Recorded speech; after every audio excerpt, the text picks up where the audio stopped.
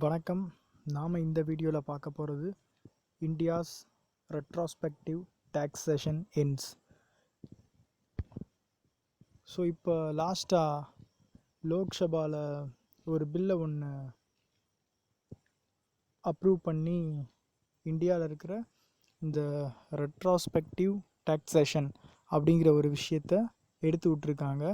இது ரெண்டு இதில் அமெண்ட்மெண்ட் பண்ணியிருக்காங்க. என்னென்னு பார்த்தீங்கன்னா, first the Indian income tax act, இன்னொன்று தி ஃபினான்ஸ் ஆக்ட். இது ரெண்டுலேயுமே சேஞ்சஸ் கொண்டு வந்திருக்காங்க. எதை வச்சுனா இந்த ரெட்ராஸ்பெக்டிவ் டாக்ஸேஷன் அப்படிங்கிறத வச்சு. ஓகே, ஃபஸ்ட்டு இந்த ரெட்ராஸ்பெக்டிவ் டாக்ஸேஷன் அப்படிங்கிறது என்ன அப்படின்னு பார்த்தோம்னா, ஃபஸ்ட்டு இதை 2012 தான் இந்தியாவில் இதை இம்ப்ளிமெண்ட் பண்ணியிருக்காங்க. உதாரணத்துக்கு இப்போ 2012க்கு முன்னாடி ஷேரை ட்ரான்ஸ்ஃபர் பண்ணுறது மூலமாக ஏதாவது கேபிட்டல் கெயின் அனுபவிச்சிருந்தாங்கன்னா அதுக்குரிய டேக்ஸை அவங்க 2012க்கு அப்புறம் பண்ணணும். உதாரணத்துக்கு 2006 அப்படின்னா 2007 2008 ஏதோ ஒரு வருஷத்தில் அவங்க ஏதோ ஷேரை ட்ரான்ஸ்ஃபர் பண்ணுறது மூலமாக ஏதோ ஒரு கேபிட்டல் கெயின் அவங்களுக்கு கிடச்சிருக்கு. அந்த கேபிட்டல் கெயினுக்கு, அதாவது 2006 அவங்க ஷேரை ட்ரான்ஸ்ஃபர் பண்ணுறது மூலமாக கிடைச்ச கேபிட்டல் கெயினுக்கு 2012 அவங்க டேக்ஸ் கட்டணும். இதுக்கு பேர் தான் ரெட்ராஸ்பெக்டிவ் டாக்ஸேஷன். முன்னாடி எப்போவோ செஞ்சதுக்கு பின்னாடி இப்போது டேக்ஸ் கட்டுறதுக்கு பேர் தான் இந்த retrospective taxation.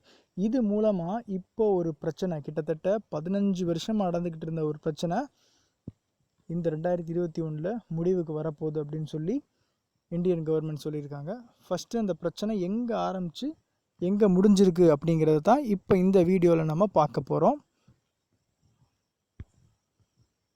So 2006 gain UK அப்படிங்கிற ஒரு கம்பெனி அவங்களுடைய ஒரு ஷேரை என்ன பண்ணியிருக்காங்கன்னா, ஒரு குறிப்பிட்ட அளவு ஷேரை கெயின் இந்தியா அப்படிங்கிற, அது வந்து ஒரு எனர்ஜி கம்பெனி, அவங்களுக்கு என்ன பண்ணியிருக்காங்கன்னா ட்ரான்ஸ்ஃபர் பண்ணியிருக்காங்க 2006.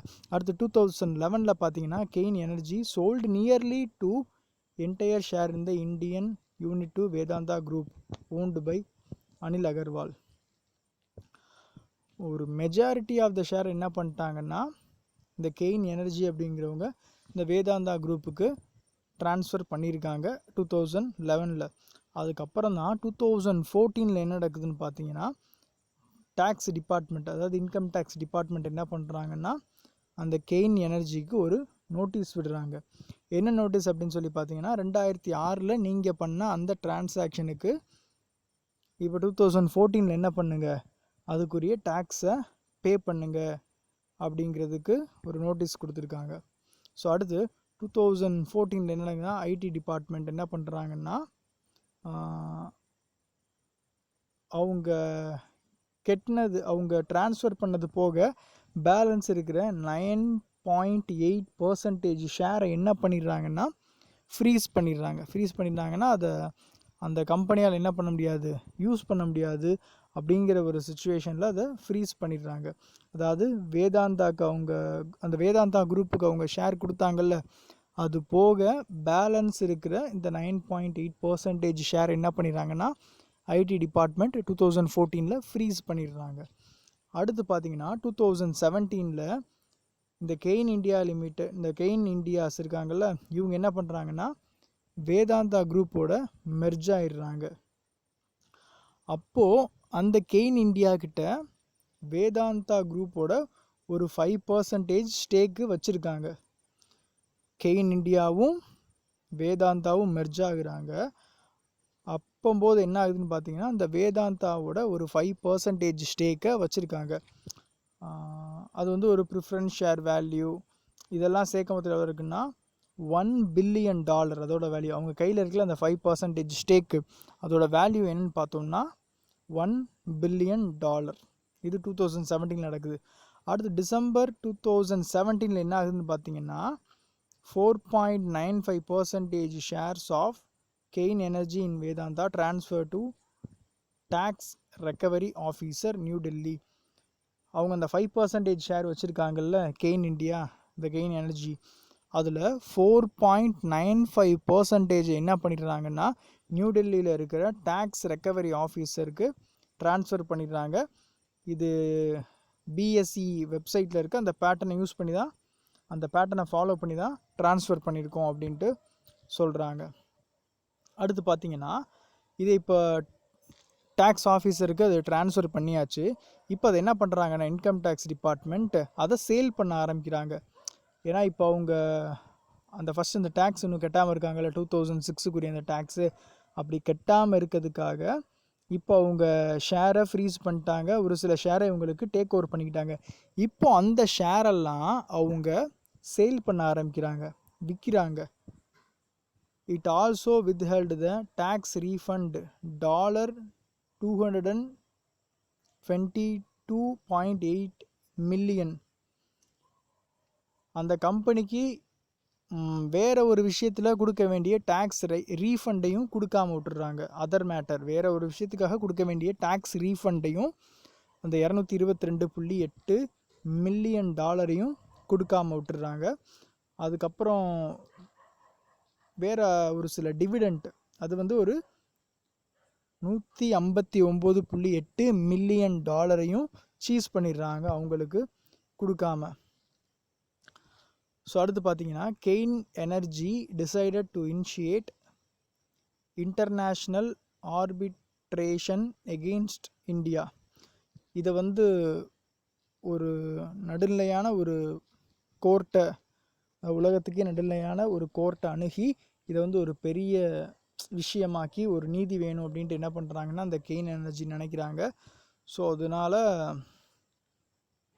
அவங்க அந்த இன்டர்நேஷ்னல் ஆர்பிட்ரேஷன் அப்படிங்கிற ஒரு இந்த நடுநிலை தீர்ப்பாயம் அப்படின்னு சொல்லுவாங்க, உலகத்துக்கே இந்த நடுநிலை தீர்ப்பாயம் அப்படின்னு சொல்லுவாங்க, அதுக்கு மூவ் பண்ணுறாங்க.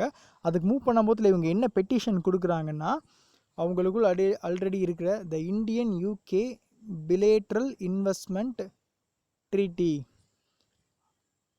அந்த யூகேக்கும் இந்தியாவுக்கும் இடையில இருக்கிற ஒரு ஒப்பந்தம், இந்த இன்வெஸ்ட்மெண்ட் பற்றின ஒரு ஒப்பந்தத்தை இவங்க என்ன பண்ணிட்டாங்க, அதை பாதுகாக்காமல் அதை இவங்க மீறிட்டாங்க அப்படின்னு சொல்லி அவங்க அங்கே கேஸ் ஃபைல் பண்ணுறாங்க.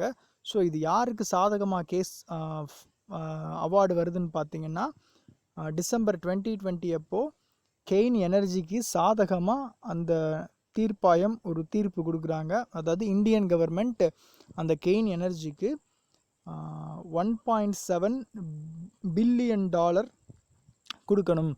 அவங்க ஏற்படுத்தின லாஸு, அதுக்கான இன்ட்ரெஸ்ட்டு, அது போக கோர்ட்டுக்கான செலவு, இதெல்லாம் சேர்த்து அவங்க $1.7 பில்லியன் அவங்க கெயின் எனர்ஜிக்கு கொடுக்கணும் அப்படின்னு சொல்லி டிசம்பர் 2020 ஒரு சென்சேஷனல் ஒரு தீர்ப்பு கொடுக்குறாங்க.